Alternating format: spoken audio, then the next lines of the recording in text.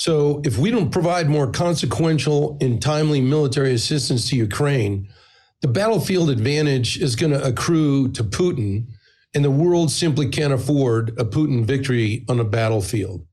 China would be emboldened, and the international order will not survive the resulting chaos.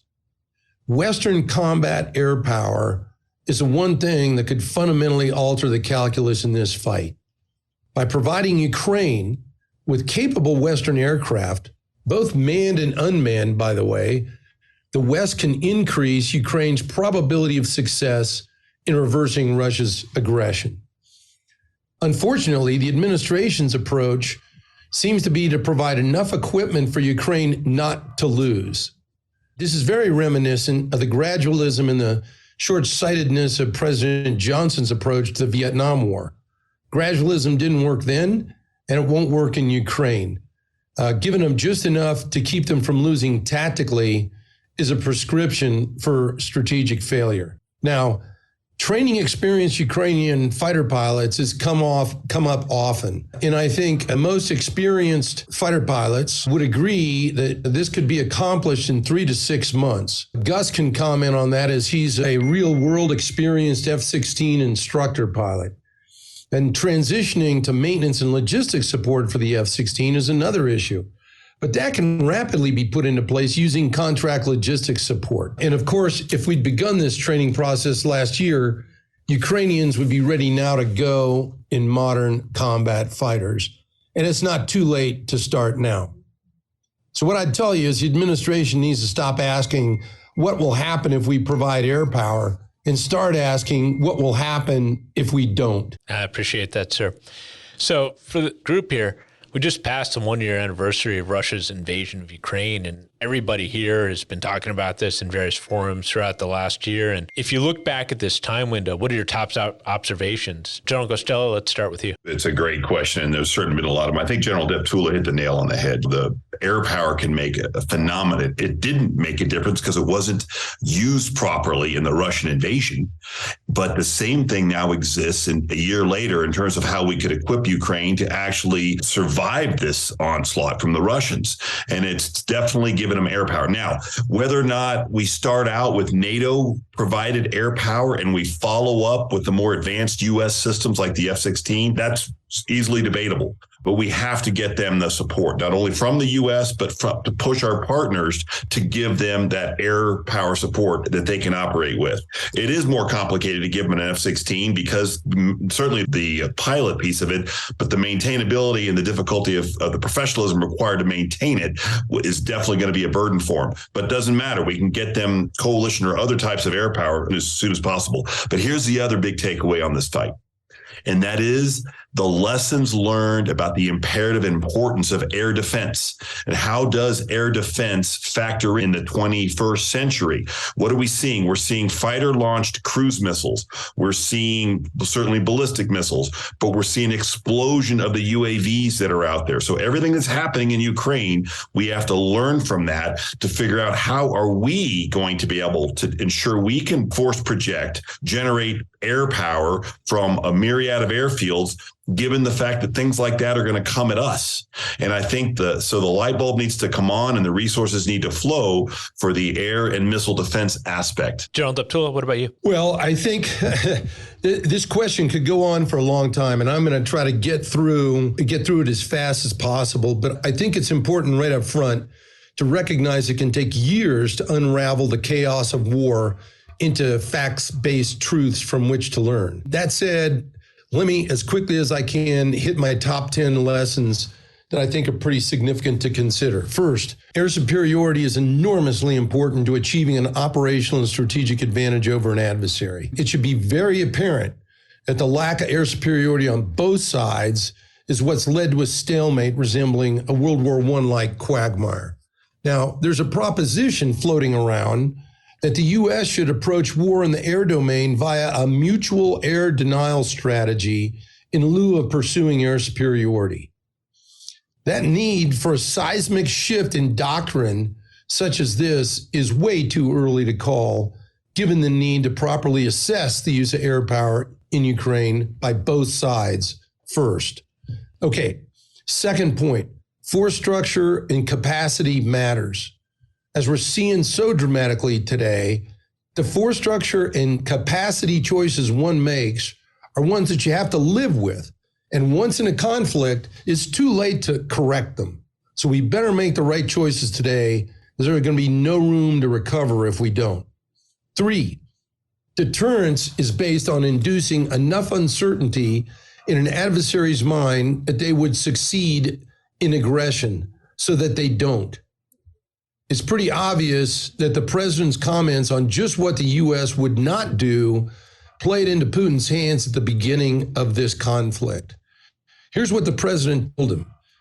Let me be clear. Our forces are not engaged and will not engage in conflict with Russian forces in Ukraine.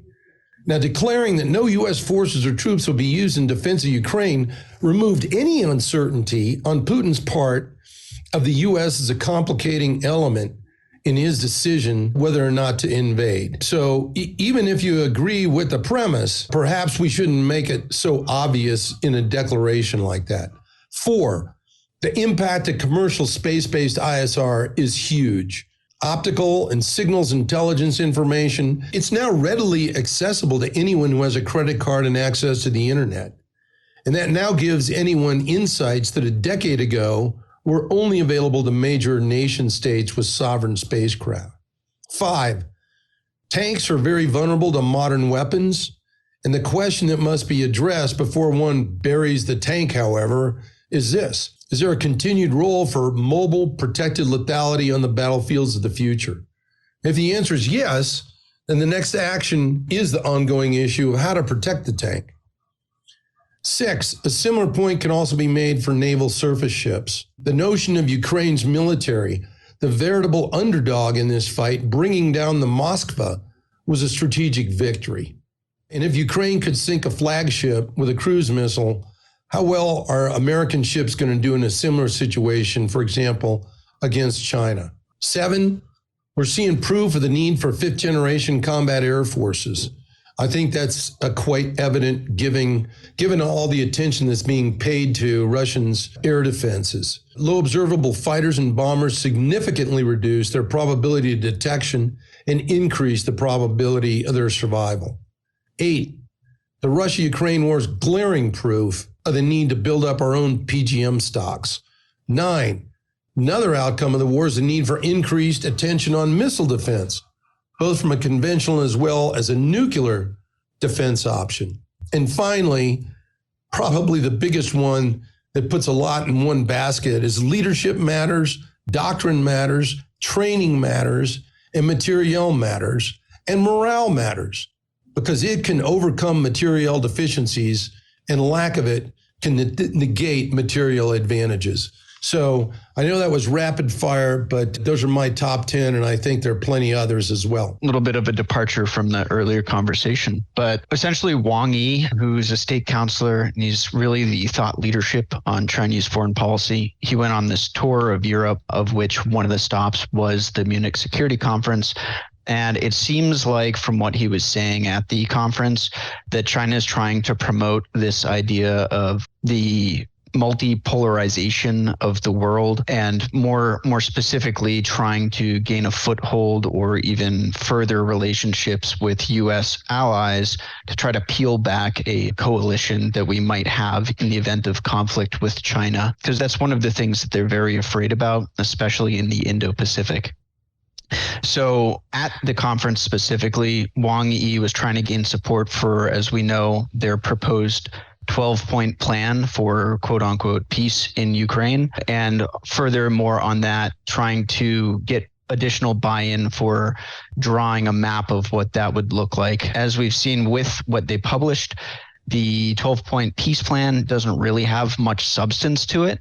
And the map that accompanied that, it really looks like a bunch of demilitarized zones that Russia right now occupies, which essentially in plain speak means that the plan looks like it's setting up for the capability for Russia to actually control that area. In terms of the Russia-China dialogues, I know there's been some reporting on Chinese military aid to Russia. And I saw something, I think it was like kamikaze drones that China was planning on selling Russia. Regardless of whether or not that actually occurs, I think it does signal a next level of Chinese involvement in what goes on in the Russia-Ukraine war. And it's really a radical departure away from their non-interference policy, which bottom line, if China does provide lethal aid to Ukraine, number one, that makes our problem a lot more difficult.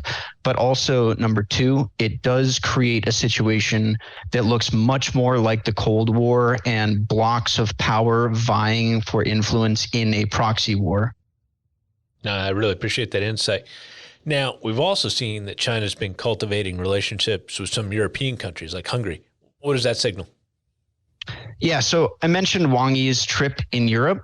So he stopped in Italy, France, and Hungary, as well as ended his trip in Moscow. And what it signals, again, is this idea of using footholds that were already established by China in these countries to try to peel back that coalition. So I'll use the example of Hungary. Hungary is a BRI, Belt and Road Initiative partner, and there's a significant infrastructure project in the Budapest-Belgrade Railway that China is trying to really push for now. You have to remember that China is just coming out of their COVID period, ended much later than the rest of the world. And so they're trying to double down on getting more buy-in for those projects. Why does that matter? Well, at the same time that Wang Yi was on his trip, the Vice Minister Sun Chunlan was actually also in Greece, where COSCO, a Chinese shipping company, has the majority shareholder ownership of the port of Piraeus. And so if you think, more strategically here, it's trying to connect the disparate infrastructure projects that China has in Europe to get more influence and more access, specifically in Central and Eastern Europe. So again, trying to peel away those alliances, trying to buy more influence. And then as we saw it culminate with this supposed peace agreement, they're trying to leverage that to get EU buy-in into Chinese-led initiatives, as well as the potential for some sort of veto in EU decision-making by members such as Hungary or Greece. Wow. Some interesting things there. So General Deptula, General Guastella, we saw Putin withdrew from the New START agreement, and that was the last remaining agreement between the U.S. and Russia when it came to nuclear arms control. So given some of the context on that, what do you think it means in terms of U.S. nuclear triad modernization and our priorities? Well, Doug, the first thing it does is reinforce the importance of the triad as a means of deterrence. And I think it will also appropriately reopen the debate regarding the need for a comprehensive missile defense for the United States. Arms control in the future is going to be very much different than arms control in the past. And here's why. From an arms control perspective, we need to realize that China is now breaking out from a relatively small nuclear arsenal to one that will match or even exceed Russia's. Therefore, this may be an opportunity to seek some sort of trilateral arrangement to achieve limits on the growth of nuclear weapons in all three of those countries. Although everyone on here understands that the United States vis-a-vis Russia and China is in a very difficult period of time, and that most certainly is going to affect any kinds of arms control agreement in the future. General Guastella, your thoughts? Backing out of the New START agreement is textbook Putin. What he does is he proclaims something drastic in an attempt to deter the West. This didn't just come up. This happens to be linked to the Ukraine thing. He wants to deter the West. He wants weak-minded European nations to placate him, to appease him. He'll get worse unless we stop sending support to Ukraine. So here's what I think we should do. I think we should see what his words are, but see if he also follows up with actions. The good news is we have a B-21 in development. It's cruising along. strong. We have the ground-based strategic deterrent, the Sentinel program that needs to be funded, and the critical aspect that the Air Force holds so much of is the nuclear command and control. Those investments need to continue so that we have a strong nuclear deterrent in the event this thing continues to worsen. But when you think about it, does Putin really have the resources to get into a nuclear arms race on top of his ambitions in Ukraine? I think not. He's almost creating a situation that Reagan did for the Soviet Union back during the end of the Cold War, where we outspent them and it broke them. So I think we should watch him and keep our programs that we have funded on track. I appreciate that. Now, Sledge and Laser, what's Congress's reaction to this? It's hard to pursue an arms control agenda when your adversaries aren't interested. Yeah, it's sort of like negotiating against yourself, which is not a good thing to do. You know, Reagan said back in '86 with Gorbachev, he said we prefer no agreement than to bring home a bad agreement to the United States. Sledge and I were both on the floor back in December. I think it was 22nd of December back in 2012 was it, Sledge, when they were working through New START. Right now, what you're seeing is the same debate that we saw about getting into New START back then. Everyone saw the quote from Secretary Blinken. I think it matters that we continue to act responsibly in this area. It is also something the rest of the world expects of us. I don't know what that means, except that it sounds like we're going to adhere to a treaty that the Russians are not. They haven't adhered to treaties. Even when we were negotiating New START, they weren't adhering to the INF treaty, and that came out afterwards. So what we're seeing is both with the Chinese increased nuclear threat and now Russia pulling out, you're seeing Republicans, and particularly Wicker and Fisher, had come out and talking about increased nuclear modernization. So again, that's going to be the debate. I think you're going to see a bigger push for the triad and modernization and continue to keep the triad going. But it's going to open up a big debate. Yeah, I would agree with that. But first, I want to make a semantic point, and it's a very technical one here. Putin has suspended compliance with the treaty. He hasn't withdrawn from it completely. But I think we're mincing words there because really it means no inspections. And Russia has really been in material breach of the treaty for a while now. So I agree with General Costello. A lot of that is bloviating on the part of Vladimir Putin. But it's important to realize that. But I do think the fact that he's done that gives us a golden opportunity here in the United States.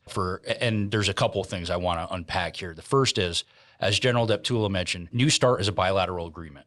We no longer live in a bilateral nuclear security environment. So a new bilateral treatment, even though the New START expires in 2025, I don't think a new agreement's going to solve the fundamental problem. And I really can't wait to hear what Dan has to say about China, because I'm going to throw a couple of zingers out there. First of all, the one point of General Costello's I take exception to is the outspending of the Russians.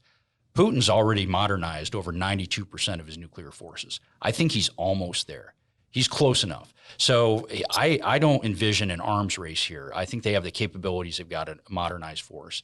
Recently, the commander of U.S. Strategic Command said that the Chinese have been not modernizing their nuclear arsenal at a breathtaking pace. So we have to include them in some type of agreement going into the future.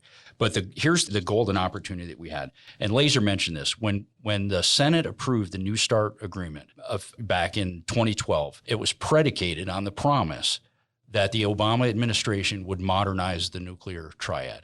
I think the current security environment gives us more than sufficient justification to upgrade all three of those legs of the triad and the NC3 that General Costello mentioned.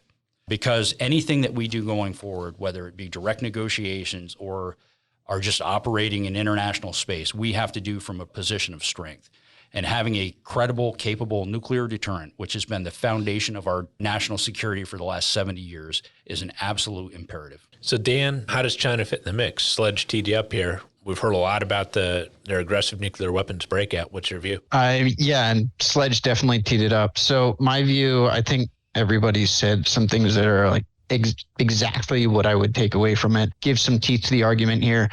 China is planning on having about 1,500 nuclear warheads by 2035. For them, that is a massive buildup, even though it is still below what the US or Russia might have. And that should cause serious concern. We've seen them building silos out in the West, a couple hundred of those, and they're not beholden to any sort of arms control agreements, even like New START. So for them, this whole suspension of the agreement gives them the green light to go ahead and build up their own stockpile and use it for how they see fit. And just to be clear, they do see it much like us as the bedrock of their national security. From the US perspective, now we're facing a China that's got a green light to build up their stockpile, a Russia that's backing out of the agreement. I absolutely agree. Right now is the time. We do need to modernize our own nuclear triad, make sure that it is ready, because we're not facing one threat, we're facing two. So that's really just my take on it. And I'm sure China's sitting back in Beijing saying like, wow, can't believe this happened. Let's move ahead. I appreciate that. Okay, last question. We're tight on time, so we'll do a little lightning round here. Now, this one's been covered to death a bit, but it's important to cap off where we are, big picture. The Chinese surveillance balloon. Was this media hysteria that's going to pass, or do you think that it prompted a meaningful conversation about homeland defense? And General Gostella, let's start with you and then work around the table.